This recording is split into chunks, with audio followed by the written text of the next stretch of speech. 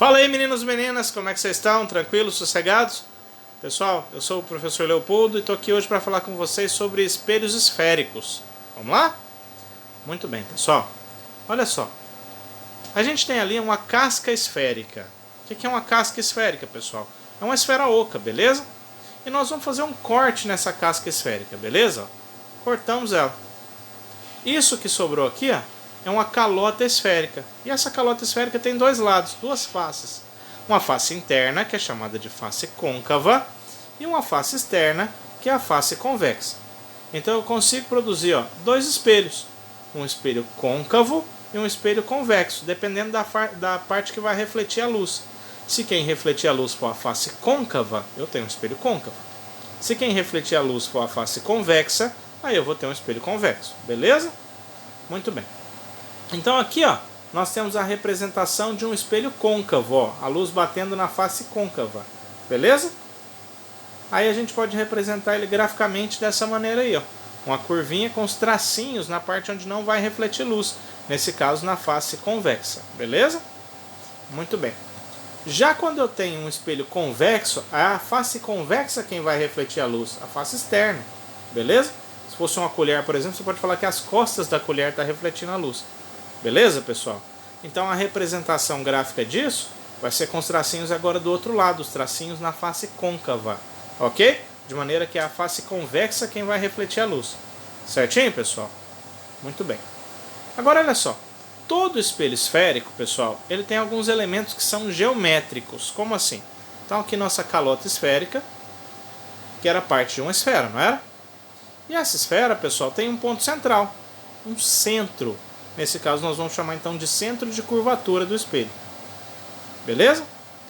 Passando por esse centro, pessoal, nós podemos ter lá do outro lado, diametralmente oposto a ele, um outro pontinho. Esse pontinho é o vértice, ok? Seria o polo da nossa calota esférica. A reta que liga esses dois pontos, cortando o espelho esférico exatamente ao meio, pessoal, é chamada de eixo principal, ok? E a distância do centro até o vértice, portanto até as extremidades do nosso espelho, é o raio de curvatura da esfera, ok? Que é o raio de curvatura também do nosso espelho esférico. Aqui nós temos o ângulo de abertura, pessoal, que é o ângulo entre os dois raios mais em cima e o mais embaixo, ok?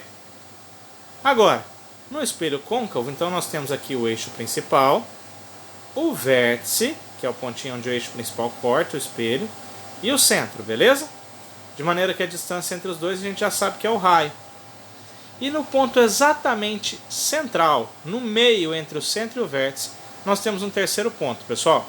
Esse terceiro ponto é o chamado foco do espelho. De maneira que a distância entre o foco e o vértice é conhecido como distância focal do espelho, beleza? Agora pensa comigo, pessoal.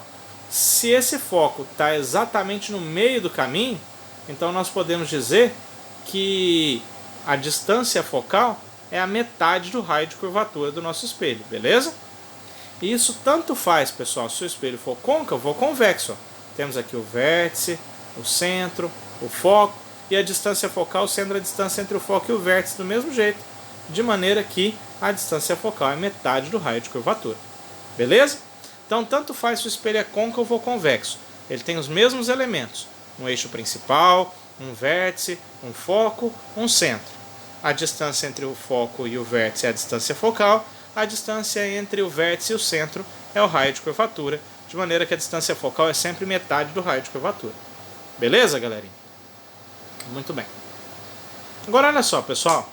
Para a gente poder formar imagem nesses espelhos esféricos, a gente tem que falar um pouquinho sobre os chamados raios notáveis. O que são isso? São 4 raios notáveis, 4 raios de luz, que a gente sabe exatamente o comportamento deles quando incidem no espelho. O primeiro deles, pessoal, é o de incidência paralela ao eixo principal. Como assim? Então olha só, nós temos aqui o nosso primeiro espelho, esse é o espelho côncavo, não é esse, pessoal? E de cá nós temos o espelho convexo. Repara lá a diferença de onde é que estão os tracinhos, beleza? De maneira que o raio incidente, pessoal, vai bater paralelamente ao eixo principal.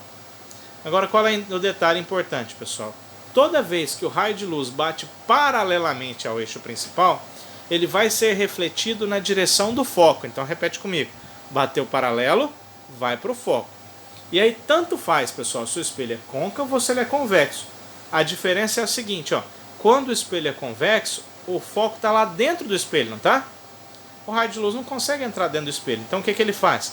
O prolongamento desse raio de luz é quem vai no foco, de maneira que o raio é refletido nessa mesma direção. Então bateu paralelo, reflete na direção do foco. Ok, pessoal? Se o espelho for côncavo, direto no foco. Se o espelho for convexo, prolongamento no foco. Até aí tudo bem? Então vamos para o próximo. O segundo é o de incidência no foco.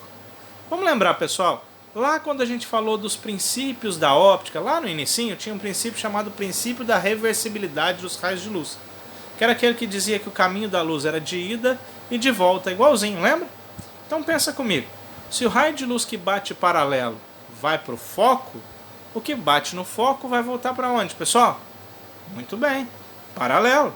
Então é fácil, olha lá. Temos os nossos dois espelhos, o raio de luz batendo no foco, reflete-se paralelo ao eixo principal. No caso do convexo, o prolongamento é quem vai no foco e ele reflete-se paralelo ao eixo principal. Beleza? Então, ó, bateu paralelo, vai para o foco. Bateu no foco, vai paralelo. Ok? Muito bom, pessoal. Terceiro dos raios notáveis, pessoal, é a incidência no centro. Olha lá, nós temos o raio de luz batendo no centro.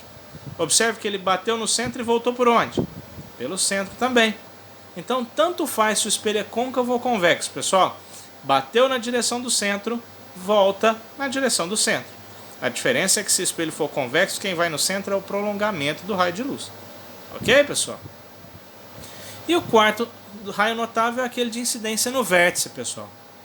Aí observe o seguinte, ó. Raio de luz bateu lá no vértice. Ele formou com um ângulo de... Desculpa, com ângulo não. Com o eixo principal um determinado ângulo. E esse ângulo que o raio de luz incidente faz com o eixo principal é igual ao ângulo que o raio refletido faz com o eixo principal, desculpa. Então nós podemos dizer que quando ele bate no vértice, ele reflete-se com o mesmo ângulo. Beleza, pessoal? Então são 4 os raios notáveis. Vamos lembrar rapidinho. Bateu paralelo, vai para o foco. Bateu no foco, volta paralelo. Bateu no centro, volta no centro. E bateu no vértice, reflete com o mesmo ângulo. Ok, meninos e meninas? Muito bem. Com esses 4 raios de luz, nós podemos então agora formar as imagens. Então vamos lembrar aqui, como é que faz para formar a imagem? Lá quando a gente viu espelhos planos, pessoal, nós vimos que para formar a imagem eu precisava de 2 raios de luz. E a imagem se formava onde os 2 raios refletidos se cruzavam. Aqui é a mesma coisa. Então eu tenho aqui, ó, um espelho côncavo. Olha lá os tracinhos. Eixo principal. Que pontinho é esse? Vértice. Tenho ainda foco e centro. Beleza? Aí eu coloco o objeto lá atrás do centro, ó, antes do centro. Beleza, pessoal? Então vou colocar um raio de luz saindo lá da extremidade desse objeto. O primeiro deles batendo paralelo.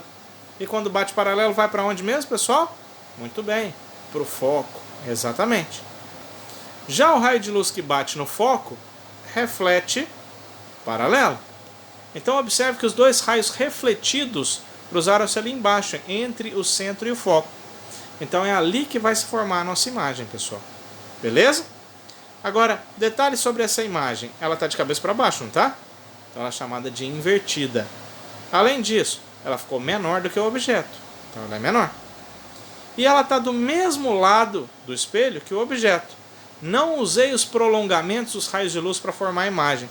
Então essa imagem, pessoal, é chamada de imagem real. É uma imagem que eu posso projetar. Beleza? Então nós temos uma imagem que é real, que é invertida e é menor. Beleza? Muito bem. Se nós chegarmos o objeto um pouquinho para frente, colocar ele em cima do centro, pessoal. Nós temos de novo o espelho côncavo, certo? Então vértice, foco e centro. Objeto em cima do centro. 2 raios. Bateu paralelo, vai para o foco. Bateu no foco, vai paralelo. Cruzou exatamente ali embaixo do centro, certo? Então como é que ficou as características da imagem agora, pessoal? Real, invertida e de mesmo tamanho que o objeto, ou seja, igual. Ok? Professor, e se a gente continuar chegando o objeto para frente, ó? Tenho aqui o espelho côncavo novamente, vértice, foco, centro. O objeto ali, ó, entre o centro e o foco. Bateu paralelo, vai para onde? Para o foco.